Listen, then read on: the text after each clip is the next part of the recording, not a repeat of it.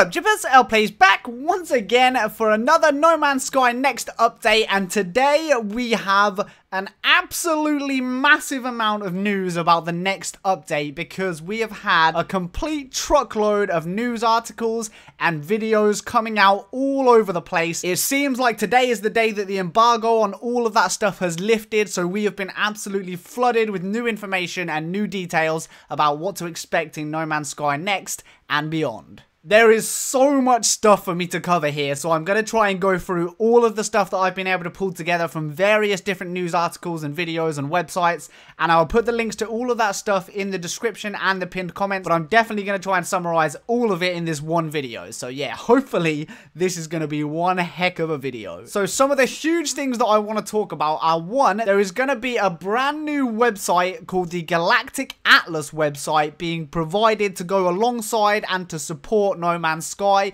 This is an official Hello Games ran website. It's going to be a companion to the game, and from what I can gather and understand from the information we're seeing, this is basically supporting community events and hubs and things like that. So things like the Galactic Hub are going to be officially recognized and supported with this website and by Hello Games in the next update. Specific locations and points of interest are going to be included on here, and there are also going to be in-game events happening after next. This is insane. Actual community driven events and challenges. We're also going to be getting things like leaderboards and special loot items for taking part in these events and challenges. And there are even going to be things like little in-game shops and stuff at some of these places where you can go and buy like special custom decals and items and bits of loot. And all of that is going to be using in-game currency, so no microtransactions, no actual paid content. They've been very clear that is not coming. We are not going to see microtransactions, and we are not going to see players having to pay for stuff with real life money. There will be a secondary type of currency that we can earn from doing these type of events and things, and we can use that to purchase cool stuff. Some really basic stuff like new emotes and things like that, but also if we build up enough of them by doing enough of these community events, we might even be able to buy things like rare ships that can only be purchased with this secondary currency by doing these community events. So there's going to be a huge focus and push around the community aspect.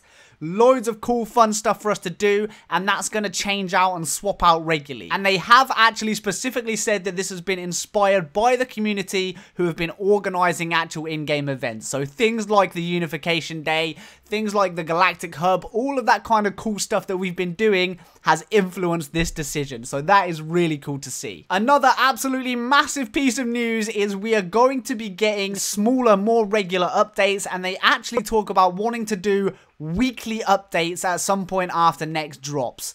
They haven't given an exact date for that to start. Presumably they're going to see how Next is received. They might have to do a couple of fixes and things like that when it first drops. But once things have settled, they're trying to move towards a schedule of weekly updates for the game based on community feedback and things that they're seeing post Next. So that is absolutely insane, and they have made it very clear that that's not going to replace the larger, bigger updates that they want to do. It's going to go alongside that. So this is really exciting stuff, guys. We are getting so much support for this game after Next that it is unreal. So that's some really cool stuff kind of around the game and the kind of experience that we're going to get in terms of big changes to how things work and things that we can do. But there is also an absolute bucket load of new features and new details that have been released because a number of people have been given early access to Next, been allowed to play it, been allowed to demo it, and been told information that we haven't been given yet. And today is the day that they were able to share all of that. So I am going to be going through so many new features, so many new things being confirmed, so much more detail and information than what we've got from the trailer and the mini patch notes we saw. So yeah, buckle up, guys. So the first thing I want to talk about is, of course, the visual overhaul. We know we were getting that. We saw it in the trailer. It is insane. Some of the key things people who have been allowed to play the game have said about it are quite impressive. So performance has been drastically improved. Draw distance, one of the big things that people talk about and are concerned about with the current game, has also been improved. We have got a better draw distance. We've got vastly improved lighting and shaders. We've got absolutely incredible cloud and weather systems that just weren't in the game before. Water has been completely overhauled, and all of the effects and movement and way that that works has been tweaked and refined, and it looks beautiful. All of the textures in the game have been revamped and reworked and improved, and scale, of course, the big one, has been completely redone.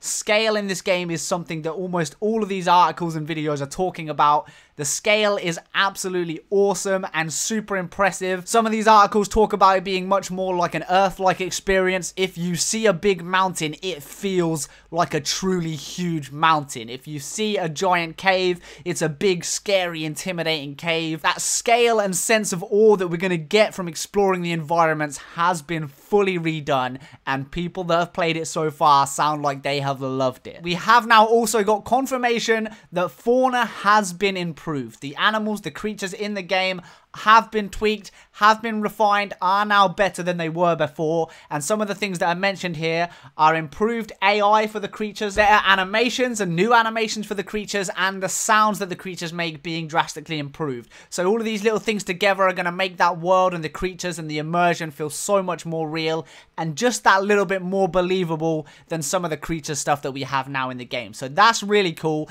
and I cannot wait to see that and also see some of the new creatures that we know we're going to be getting to. Some other huge things, of course, is the base building. We've touched on this. We saw some hints at this with the mini patch notes and the trailer, but the people that have had the chance to play this and actually see and experience it are blowing my mind with some of the stuff that they are saying. There are now over 20,000 individual unique base building components that you can use to build bases. The limits on bases have been removed. You can build anywhere, and they've been quite keen at stressing that that really does mean anywhere. Underground, underwater, on floating islands, on huge mountains, in between valleys. You can build anywhere you like in the game. You can have multiple bases per planet and per solar system, and you don't have to get rid of a base to start a new base. There's also been talk about a lot of the vibe and feel of the base building. From the limited time people have had with the game, what they're saying is that buildings and things have a much more angular and pleasing aesthetic, and there's a lot more wood and wood type items in the building as well. Although of course that could just be because they haven't unlocked some of the other items and stuff. But it sounds like we are getting so much cool stuff. There's even talk of like some of them building staircases and stuff that were so grand, so huge that they literally took actual minutes of in-game time to run up the stairs. Like, the scale, complexity, and awesomeness of this is going to be insane. They are saying that you will be able to build towns, build little cities, build colonies, and you can, of course, do all of that together. And the way that this all works is now that you place down a base computer, a base terminal, and when you place down that base computer, that then allows you to expand on that and build your base. And you can build, like, huge, sprawling bases. There's not, like, a size limit. There's not, like, a range limit. You can just kind of sprawl out and spread out wherever you like with the base building.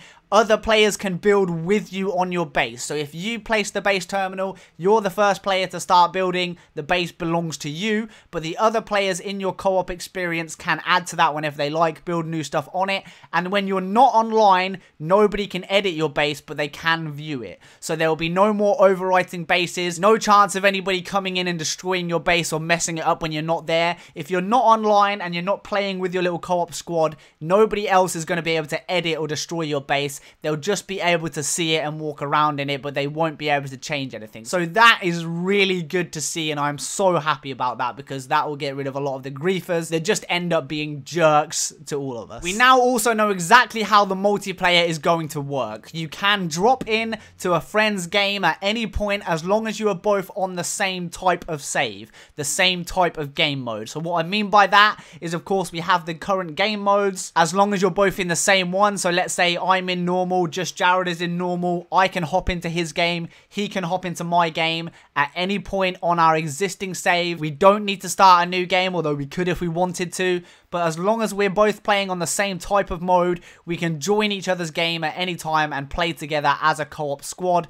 There is no limit on the range for multiplayer. So if I jump into Just Jared's game, we're running around playing together on a planet, I can go wherever I like, I can completely leave him, I can get into my spaceship and fly away and still be in the same game, and there's no range tether on that. That is freaking insane. So cool to hear, so cool to see. And also, if you're worried because some of your friends are on different game modes, you can actually jump into another player's game as a guest. So if I have a normal mode save and you have a survival mode save, you can come and join my normal mode save as a guest and we can have fun together, build stuff together, and then when you go offline, I just carry on playing my save as if it was single player, and the same for you, you would go back to your save like it was single player. So that is really cool, really seamless, really easy to drop in and out of, and just such a great way to do it in my opinion. So I am super hyped for that. It does not sound at all like we are getting a separate mode just for co-op. I did suspect we might get that. That was one of the things I predicted and thought we were going to see. But it seems like the way they've done it is so much smoother and slicker than that. There is no new mode. We just jump into each other's games whenever we like and then drop out and just go back to playing single player. So that is awesome. They have also confirmed that when you're in multiplayer, you can play through the story together and do missions together, and then you can just drop out and the player whose main save that is can just carry on without you as if they were just always playing single player. So really seamless, really smooth, jump in and out whenever you like, no hassle, no effort, and I think a lot of people are going to be very, very pleased about that. So yeah, we know how all of that works now and it is great. We also know that the start of the game has been reworked once again, so that intro sequence, the intro missions, all of that kind of stuff has been tweaked and improved to make that experience a little bit better for players and of course to include some of the new stuff. And when I say new stuff, I'm talking about new resource types. So we have heard about a couple of these. There is sodium, a new type of resource that is used for your thermal protection, so you will be having to gather that to keep yourself at the right temperature,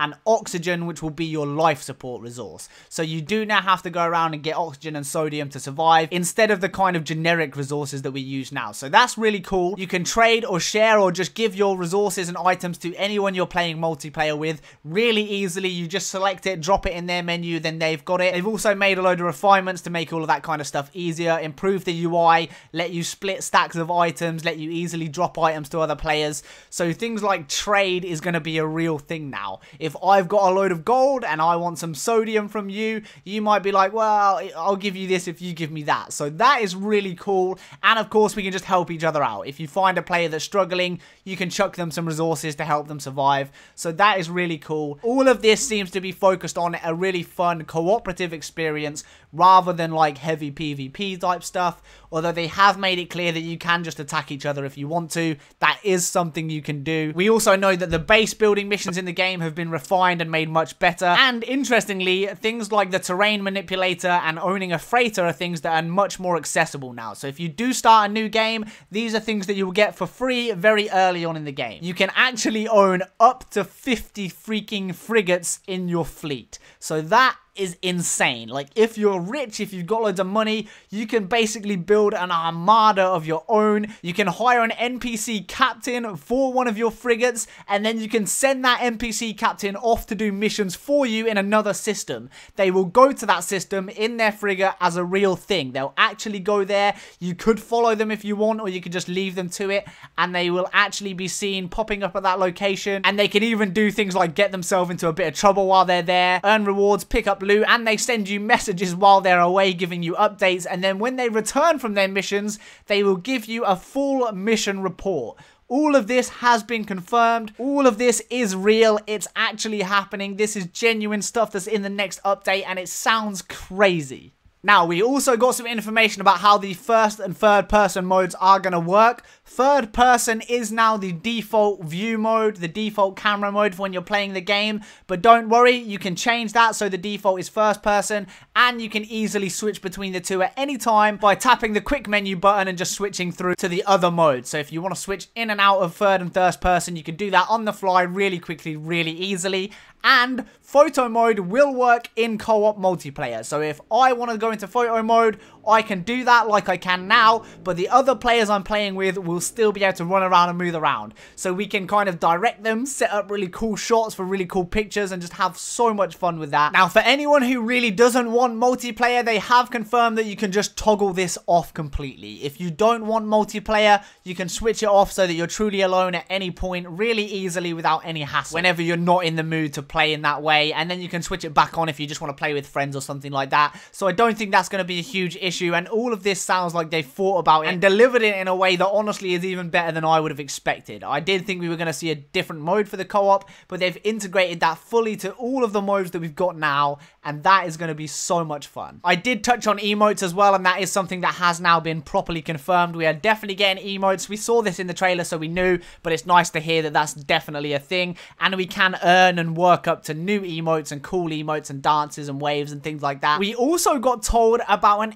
NPC marketplace that's now inside space stations. So there is going to be a new marketplace inside space stations in the interior of a space station where you will see a whole load of NPC characters, and presumably they'll all have little shops or be able to trade with you for cool stuff. So that sounds really exciting, and I can't wait to see a bit more about how all of that works. And something else that got confirmed that's really cool is that you can actually kind of just like mess around with each other in multiplayer. You can barge into each other with your ships and stuff, and there's some talk about some funny shenanigans that have gone on already with the players have been able to get hands-on with this. Things like trapping your buddy in a cave when he walks in there, sealing up the entrance with the terrain manipulator, and just having some fun like that. So I think we're gonna have a lot of really cool little experiences. So it all sounds like really, really good to me. And I'm just so pleased with everything we're hearing, and there is so much stuff here. And this still isn't the full patch notes. This is just little bits of information we're being given from some people that have had a very limited and short amount of time to play the game. So my mind is pretty blown right now.